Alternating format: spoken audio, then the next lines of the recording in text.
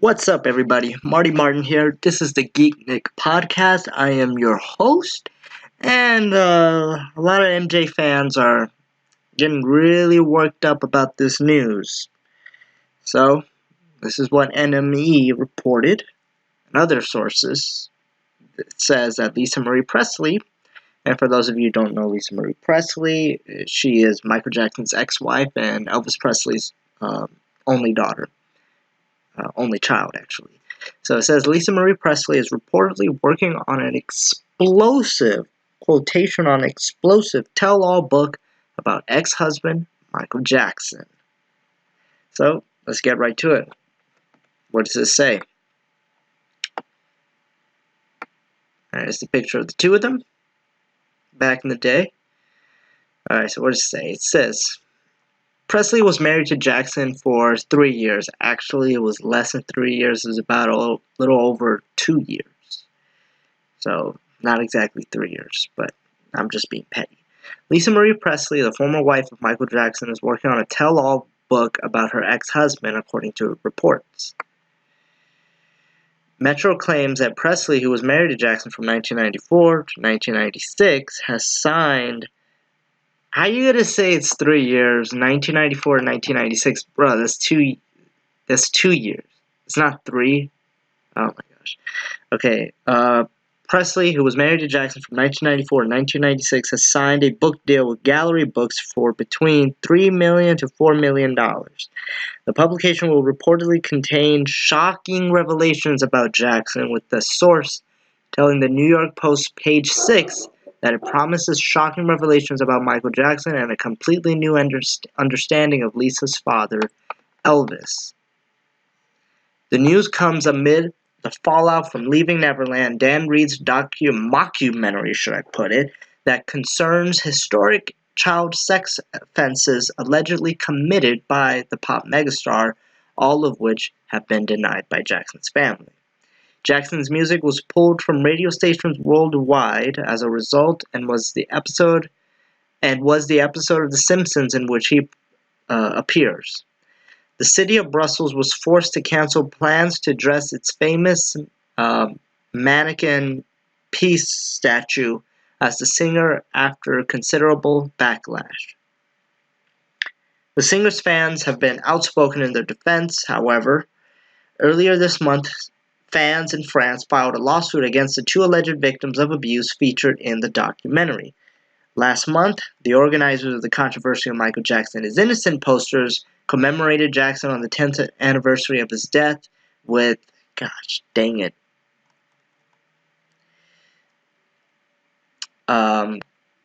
commemorated Jackson on the 10th anniversary of his death with billboards across the US and Europe. Meanwhile, Janet Jackson, who appeared at Glastonbury last month, said that the legacy of her brother will continue despite recent accusations of sexual abuse made against him. Okay, is it really? I hate how the media is. Explosive, shocking, revealing, all of these words, all these big words. They try to shock everybody. And they just want to get readers, they want to get clicks, they just want money and everything, you know? So fans are calling Lisa Marie a bitch and all these nasty words and everything, you know, thinking, I mean, MJ fans they're paranoid at this point right here, and not necessarily in a bad way. I mean, it's just, you know, MJ fans are very cautious fans, but I think right now they're not being cautious, they're being a bit paranoid. Because of all the stuff that's going on with Leaving Neverland, and of course we're just tired of all these false accusations and these false stories about Michael. But Lisa Marie Presley has always defended Michael regarding, you know, saying that those accusations are false of him being a child molester. She defended him in in her interview with Diane Sawyer. Yes, let me ask this, and I'm trying to think how to phrase it, though. I can hear out in the country people saying, and you've been cleared of all the charges, we want to make that clear. People saying, look, here is a man who is surrounded by things that children love. Here is a man who's been an inordinate amount of time with these young boys. That's right. What is a 36-year-old man doing sleeping with a 12-year-old boy or a series of them? Right. Okay, when you say boys, it's not just boys, and I've never invited just boys to come in my room. Come on, that's ridiculous. And that's a ridiculous question. But since people want to hear it, the answer, I'll be happy to answer it. I have never invited anyone into my bed, ever. Children love me, I love them. They follow me, they want to be with me. But anybody can come in my bed. A child can come in my bed if they want. I can say, sorry, I've seen this. I've seen it a lot. I've seen kids. I've seen him with children in the last year. I've seen it enough to where I can see how that can happen. It's, I understand. Isn't part of being an adult, and you have a 2-year-old child, 2-year-old boy. Yeah, let me just, sorry. Okay. I just wanted to say that I've seen these children, they don't let him go to the bathroom without running in there with him. And they won't let him out of their sight. So when he jumps in the bed, I'm even out. They jump in the bed with him. But isn't part of being an adult and loving children, keeping children from ambiguous situations? And again, we're talking about over an intense period of time here. Would you let your son, when he grows up and is 12 years old, do that? You know what? If I didn't know Michael, no way. But I happen to know who he is and what he is. And that makes it, I know that he's not, I know that he's not like that. And I know he has a thing for children. And go ahead. Sorry. I just wonder, is it over? You're going to make sure it doesn't happen again. I think this is really the key thing people want to know, that there are not going to be more of these sleepovers in which people have to wonder. Nobody wonders when kids sleep over at my house. But Nobody are they wonders. over? Are you going to watch out for it now? Watch out for just what? for the sake of the children and for No, everything because you've been through? it's all moral and it's all pure. I don't even think that way. It's not what's in my heart. So you'll would do it never, again? ever do what again? I mean, you'll have a child Of sleeping course, over. they want. Yes. It's on the level of purity and love and just innocence, complete innocence.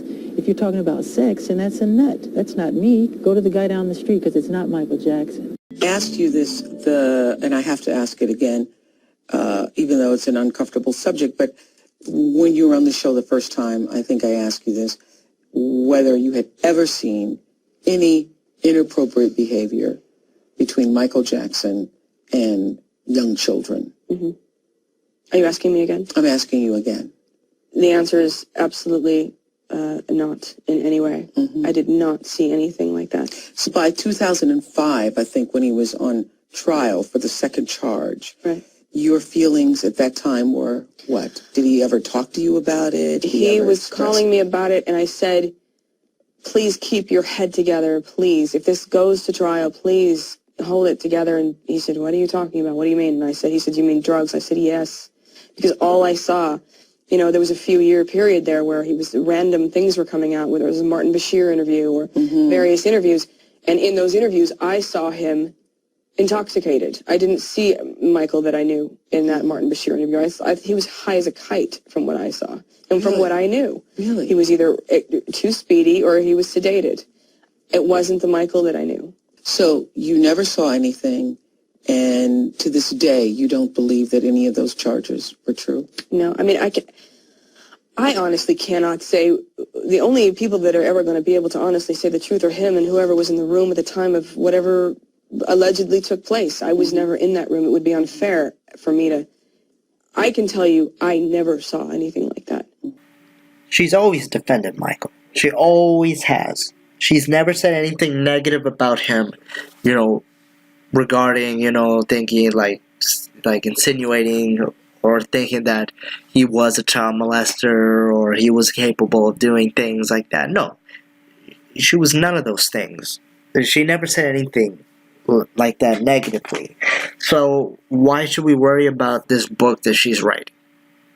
Well, some of us are worried about it because, people have been backstabbing Michael since Leaving Neverland has come out. I mean, like, Tatum O'Neal, she, thinks that, Michael Jackson molested James Safechuck and Wade Robson, because they're all saying like, "Oh, how can they lie? They look so genuine and everything." It's like, oh my gosh, and she's an actress. All right, you would think an actress would know the difference between someone who's acting and not acting. It's like, give me a break. Give me a break, you know? And then Michael Jackson's former spiritual guide, leader, Rabbi Shmuley, something like that.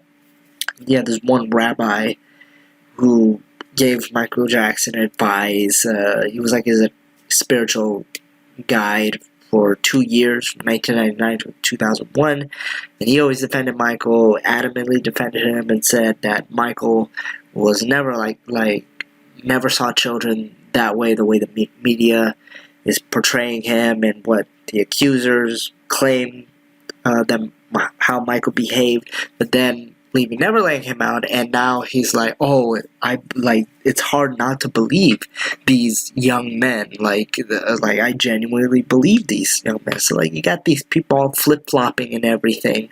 So, and then with Aaron Carter, Aaron Carter was threatening Wade Robson, like saying like, if he ever like saw him, like if he had nothing to lose because of his career, if he didn't have anything to lose, like if he saw Wade Robson, he would definitely, beat the crap out of him. Like, Wade, I'm very disappointed in, because I don't understand. And then he's trying to tie my name into this shit, like putting like at Aaron Carter. I'm not that guy. I'm not the one. Like, I might be a pop singer, but I'm also from the fucking South. And you fucking come at me on some sour shit. You're lucky I got something to lose now. Like, because I would punch you in your face. I would. And then maybe I'd ask you, hey, are you telling the truth? But I'd punch you in your face first.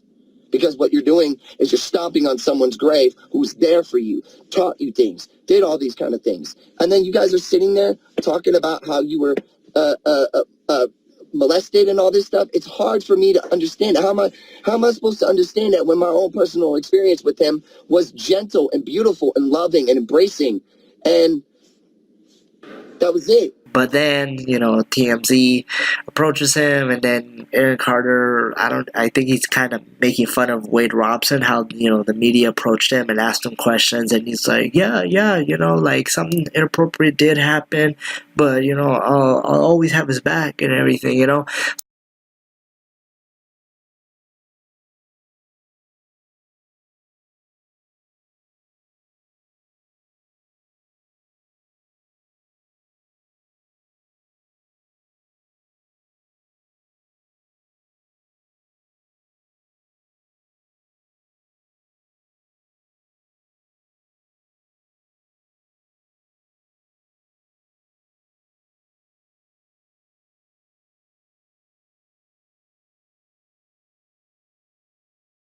Whatever Aaron Carter has to say, I don't think it's going to be really bad, because he did say he will have Michael's back, but his approach was just kind of fishy. It's kind of fishy.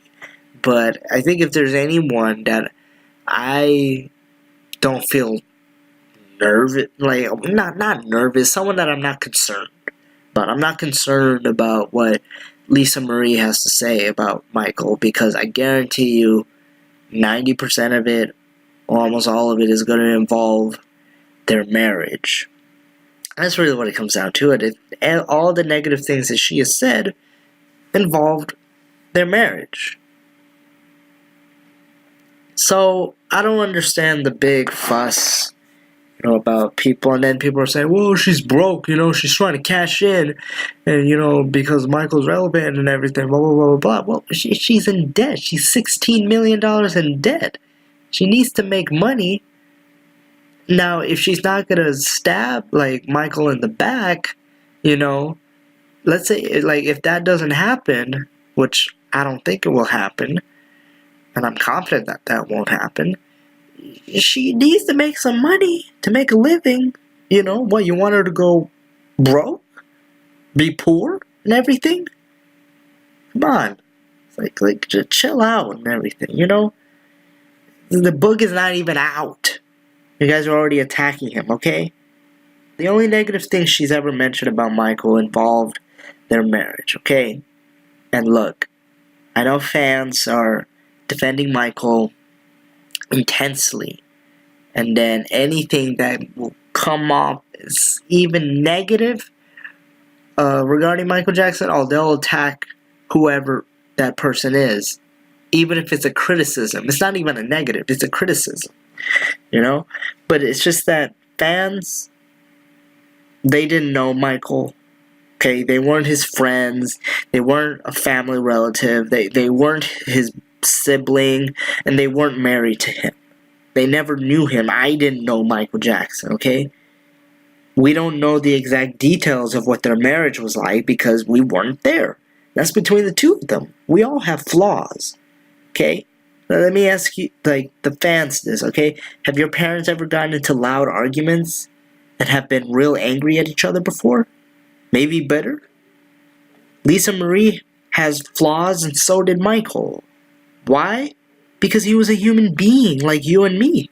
Michael did get angry. Michael did yell. Michael listened to explicit rap music like The Game and 50 Cent.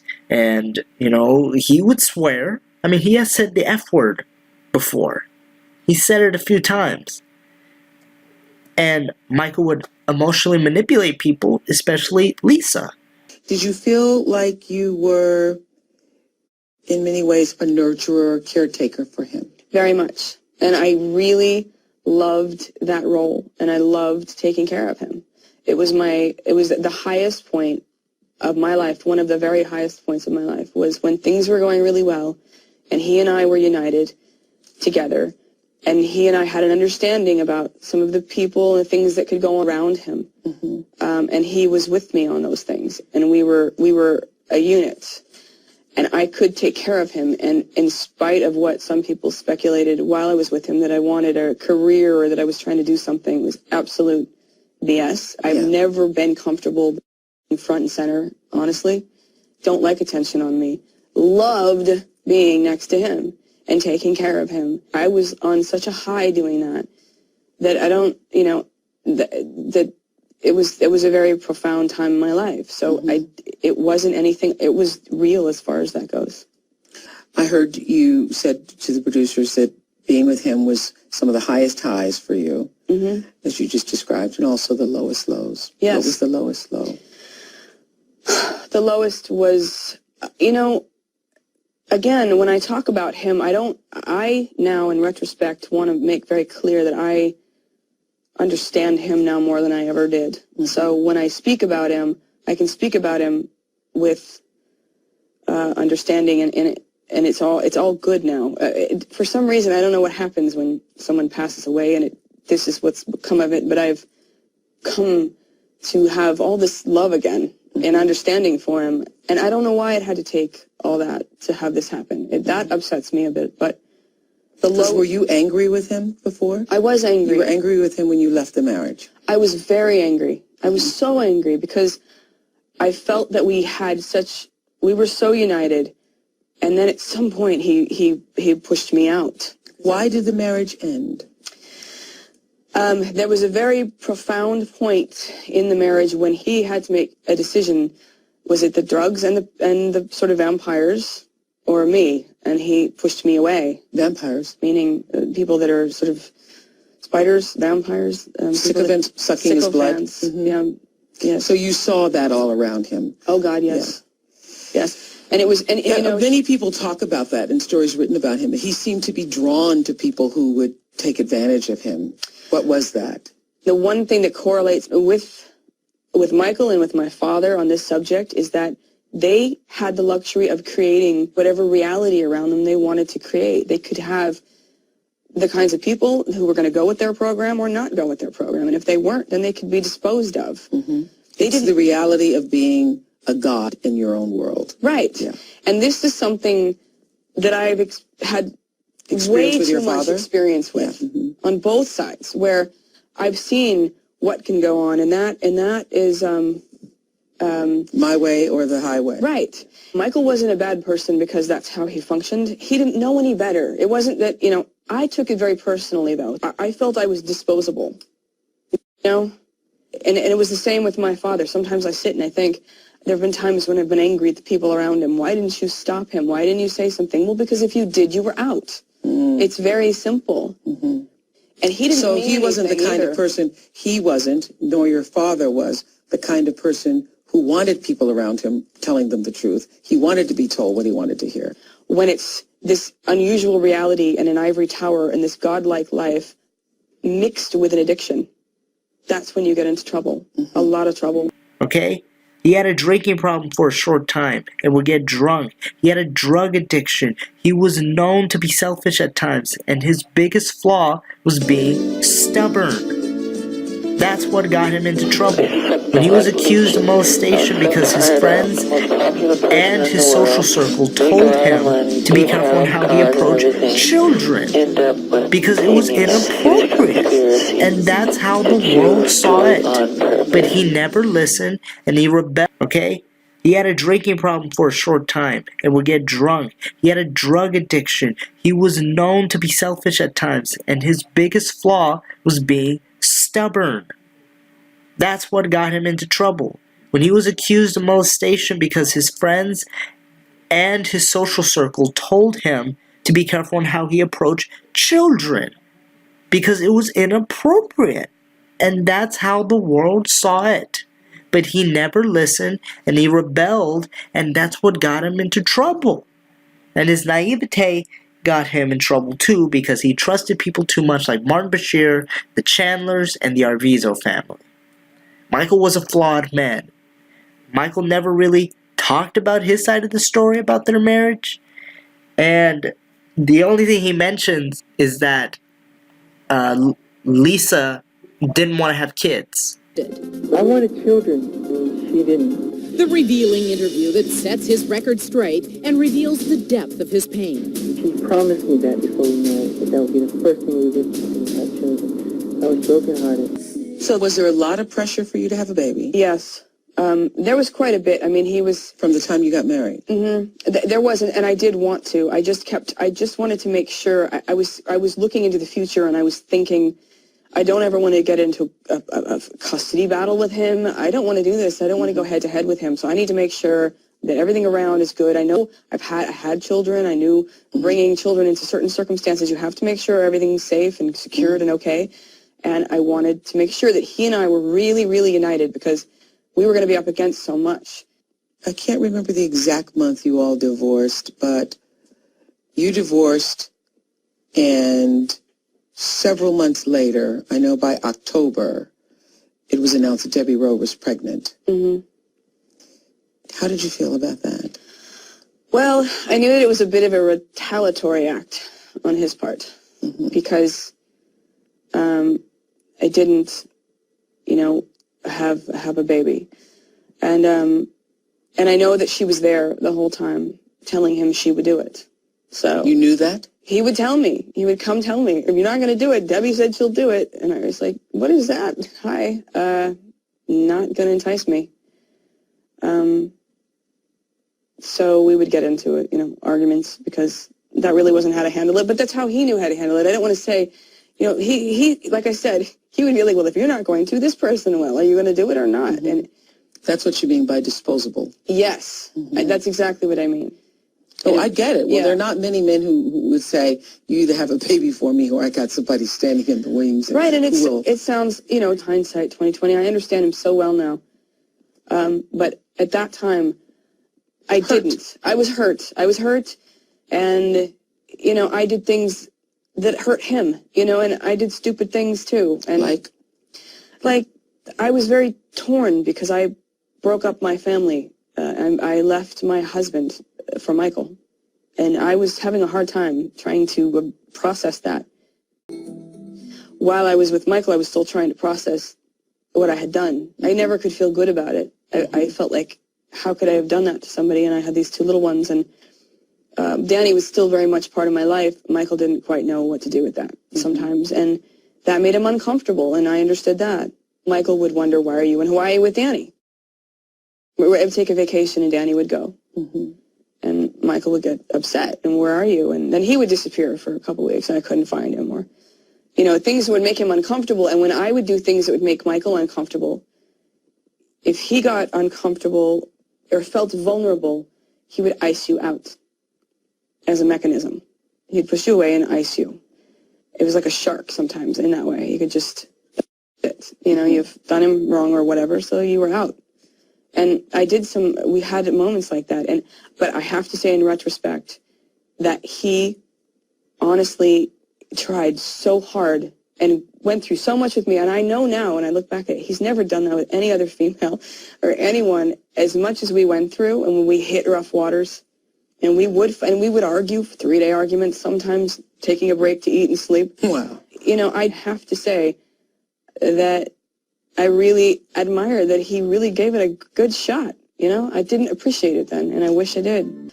Every time I've ever had an interview in the past, I tend to get very defensive because I was usually promoting something, and it would always cross into my personal life, and I tended to want to never discuss the two. Like, I don't want them to cross. I know that it's hard to have them not, but I wanted to sit and really have a conversation about things that are, you know, more on a personal level now out of the way before I do have an album coming out, which I will sometime next year, because I get that. You know, I get that.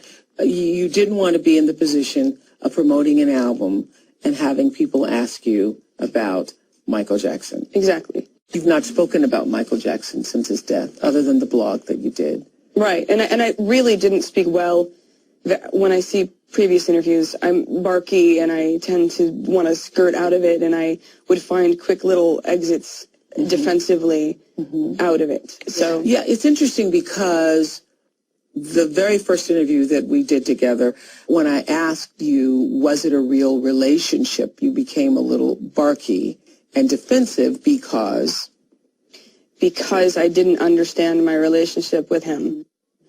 Well, you know, having gotten to know you since then, I understand your defensive-ness coming from your point of view, but coming from my point of view, the viewer's point of view, the world didn't know what to make of that. Right. And really still doesn't know what to make of that. And therefore your blog after his death, where you said, I want to set the record straight. This relationship was not a sham. This was a real marriage. I think really struck a lot of people. And even when you said on my show, yes, this was a real marriage, there was a sexual relationship and all of that. But the rest of the world, I think, thought it was a big staged publicity something. Right. I don't know. Do you understand that now? Understand. I do. Yeah. I understand that because to some degree he was a master at manipulating a little bit with the media. So I understand that nobody really knew who I was. So they just assumed that I was going along with something that he would be doing. And absolutely. A lot of that is what I wanted to clear up in this interview, was to explain he was brought up that way. You know, before even answering questions about him or talking about him, it would need to be understood fully his life, which is completely different than anyone else's life that ever was, except for, you know, my father. He was conditioned to sort of get himself where he needed to go for his career and with his talent. And he became very good at making and creating and manipulating to some degree. It's true, but see, and I always confused that manipulation, thinking that manipulation meant that he didn't love me, you know. But I understand it better now. The manipulation was because it was a survival tactic for him. So is it after his death that you have gained such clarity about the relationship? Yes, and I don't know why. I really don't understand that.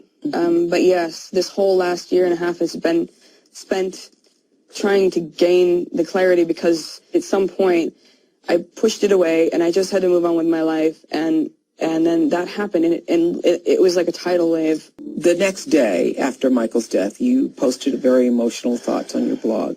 What made you do that? I think I was just rocking a baby to sleep, and I was just in floods of tears, and I thought, I don't know, I had a moment of clarity, and I realized all this bitterness I thought I had, and indifference, and it was no longer. It all just came. It's been so crazy, Oprah, that I don't even know how to explain how all of it's happened, which is why I waited over a year to talk about it. Because there were so many phases of this. So let me help you through it here. Yes, Let me please. read an excerpt of what you wrote the day after Michael died. You said, "The person I failed to help is being transferred right now to the L.A. County Coroner's Office for his autopsy. All my indifference and detachment that I worked so hard to achieve over the years has just gone into the bowels of hell, and right now I am gutted." Gutted. I thought that was an interesting choice of words. That means gutted, empty, dug out, really. Mm-hmm. So did you feel that you had failed to help him? Yes. Okay.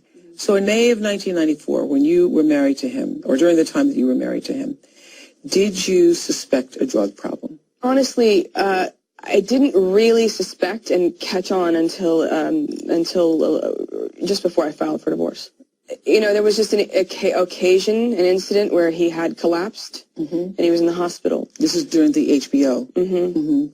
This was an appearance he was supposed to make. An appearance for HBO, yeah. Was it the kind of marriage where a lot of things went unsaid or unspoken, or did you feel a sense of intimacy and connection that you could ask him anything?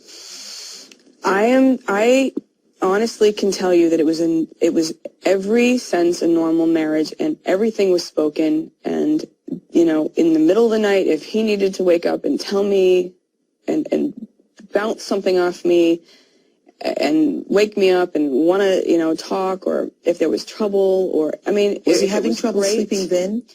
Yes, he was like a little gnome. I used to tell him he was like a gnome running around the room because it was hard for me to sleep. A lot of times I couldn't sleep either if he wasn't sleeping. So I just hear him piddling, and, it was a bit endearing. But then, and I didn't mind it, but he did have a hard time sleeping, yes. When was the last time you spoke to him?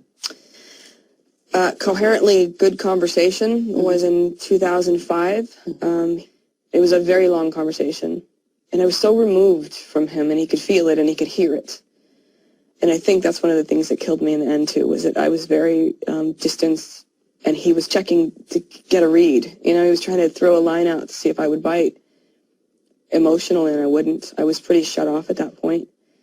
And I don't even know how I managed to be like that, but I was. And he was asking me, he wanted to tell me that that I was right about a lot of the people around him, and that it had panned out to be exactly what he and I had talked about years ago. And he asked if I still loved him, and we went into a whole thing about that, and I told him I was indifferent, and he didn't like that word. And he cried, and he was just trying to find out where I was at and how I could become so detached. And then the final part of the conversation was him telling me that he felt that that someone was going to try and kill him to get a hold of his catalog and his estate. And I really didn't know what to do with that. So he actually gave you names? He did, and I would like not to say them, but he expressed to me his concern over. Did he have to die for you to recognize that he loved you? I think so, sadly. Is that the first time you recognized or believed that he truly loved you after he died? I think, yes. Sweeping answer would be yes. When we were together, we were really in love, and then we had the rough patches, and then I had to make a decision to walk because I saw that the drugs and the doctors were coming in, and they scared me and put me right back into what I went through with my father, so that ended it. And then we, again, were going to get back together. We spent 4 more years after we divorced, really? Getting back together and breaking up, and talking about getting back together and breaking up. And at some point, I had to push it away because it was just not, I wasn't moving forward with myself. So you still loved him even when you left him? Very much. I left him to sort of stomp my foot into the ground and go. I was trying to take a stand and say, come with me, don't do this. And it was a stupid move because he didn't. And he was just, he's a stubborn, I'm stubborn, he's stubborn. The two of us, it was like, Don't make a dare you're not willing to follow through on. Right. So I made a stupid move. And I actually afterwards, he and I were still, I was flying all over the world still with him for years to follow. Have you now made peace with his death? I know you watched the funeral that we all saw on television, and I know that you went to the private funeral ceremony. What was that like, standing in the room with his casket? That was really another 6 months of more to recover from, I think. But, I was the last one standing with him. And that was, What do you mean last one standing? Well, most people had left, and I went back in, and I was alone with him, and standing over him. I didn't want to leave him. So. As you stood over his casket, I know there's probably nothing more, personal or private than those moments. As you stood over that casket, were you able to make peace? No, I don't think I could make peace then. I think that I wanted to apologize. More was like, I felt like I wanted to apologize for not being around, Do you think you could have saved him? God, that's such a hard question. Naively, I want to say, I know that it's naive to think that I could have, but I wanted to. Could I have? Had I made a call, had I stopped being so shut off from him, had I said, how are you? Can I try to make a phone call? I really did regret that I didn't. Do you think that family and friends let him down? Do you think that somebody could have done something? I think that they tried, and sadly, like I said, if he didn't want you around, if you were going to make him confront something he didn't want to confront, he could make it go away, including his own family. And they got on the opposite side of that. I think that was a train headed in a certain direction that I don't know if anyone could have stopped. And I've had to really get my head around that in order to stop the pain. For yourself. You said earlier that the universe, God, you don't understand, is trying to teach you something, obviously, because of the parallels between your father, Elvis Presley's life, and Michael Jackson's life. Now, with over a year after Michael's death and 33 years since your father passed, what do you think the lesson is for you? I feel really alone in that I've gone through this with these incredible people like this. And I feel really honored at the same time. And with Michael's death, is it for you, like a lot of people still, his birthday, the anniversary of his death, all of those are still hard days? They are, but it's been happening all my life. August 16th, I've dreaded my whole life, which has been, the death of your father. Right, and now, it's June 25th. So you said that when we talked about doing this interview, you said, I'm going to do it one time. Yes. So this is it. You're not going to talk about it anymore. No, I'm not. I'm not going to talk about it. If anyone wants to know in the future, they can refer to the Oprah Winfrey Show. Thank you. Thanks for letting me have the time, really. Well, thank you. And for opening up about it. Not an easy thing to do.